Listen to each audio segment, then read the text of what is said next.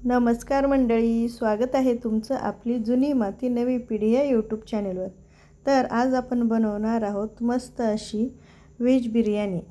त्यासाठी लागणारं साहित्य पुढीलप्रमाणे: हिरवी मिरची, टोमॅटो, चिरलेला कांदा, पनीर, बीन्स, गाजर, शिमला मिरची, फ्लावर, आलं लसूण पेस्ट, लिंबू, पुदिना, खडा मसाला आणि तळलेला कांदा आणि अर्धा किलो बिर्याणी तांदूळ.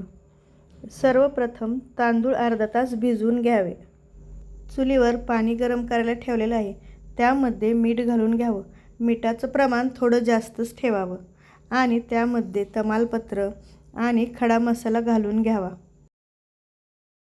मिठाचं प्रमाण जास्त ठेवण्याचं कारण आपण नंतर भातातलं पाणी काढून घेणार आहोत.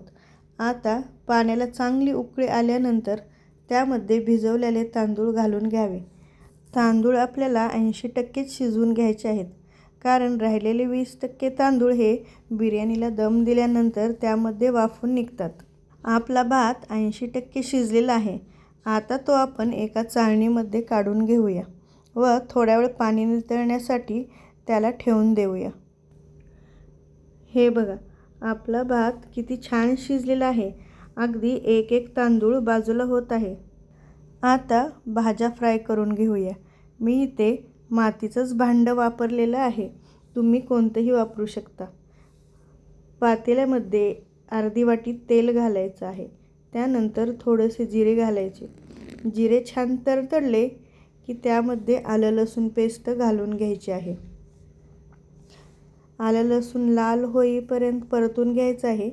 त्यानंतर आपण खडा मसाला घालून घेणार आहोत. तमालपत्र, विलायची आणि दालचिनी, हिरवी मिरची, कांदा परतायला घालून घ्यायचा आहे. कांदा छान लालसर परतल्यानंतर त्यामध्ये आपल्याला सर्व प्रकारच्या भाज्या घालून घ्यायच्या आहेत. भाज्या घालून घेतल्या की त्याला एकदा छानसं परतून घ्या. भाज्या तुम्ही आवडीप्रमाणे कमी जास्त करू शकता.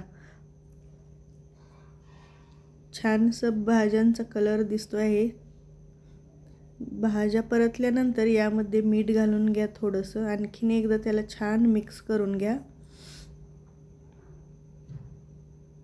त्यानंतर आपल्याला 1 चमचा हळद, लाल मिरची पावडर आणि बिर्याणी मसाला घालून घ्यायचा आहे.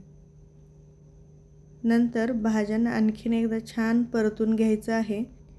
यामध्ये आपल्याला अर्धी वाटी दही घालायचं आहे आणि अर्धा लिंबू पिळून घ्यायचा आहे व भाज्या आणखीन छान मिक्स करून घ्यायच्या आहेत. भाज्याला छान तेल सुटेपर्यंत भाज्या फ्राय करून घ्यायच्या आहेत आणि भाज्या फ्राय झाल्यानंतर यातलं आपल्याला अर्धं सारण आपण काढून ठेवणार आहोत. भाज्या छान फ्राय झालेल्या आहेत आणि रंगही किती छान आलेला आहे. आता यामध्ये आपण शिजवून घेतलेला अर्धा भात घालून घेणार आहोत. भात चांगला पसरून झाल्यानंतर यामध्ये आपण जे सारण काढून ठेवलं होतं ते सारण आत्ता घालून घ्यायचं आहे आणि सगळीकडे नीट पसरून घ्यायचं आहे. यावरती आपण आणखीन एक राहिलेला जो भात होता त्याचा लेयर चढवून घेणार आहोत. भाताचा लेयर चांगला पसरून घ्यायचा आहे आणि भात पसरून झाला की यावर आपण तळलेलं पनीर घालून घेतलेलं आहे. हे बघा, तळलेलं पनीर घालून झालं की आपण यामध्ये तळलेले काजू घालून घेणार आहोत.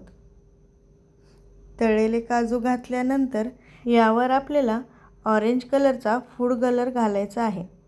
फूड कलर घालून झाल्यानंतर छान पुदिना घालून घ्यायचा आहे आणि आपण तळलेला कांदा यावर पसरून घ्यायचा आहे.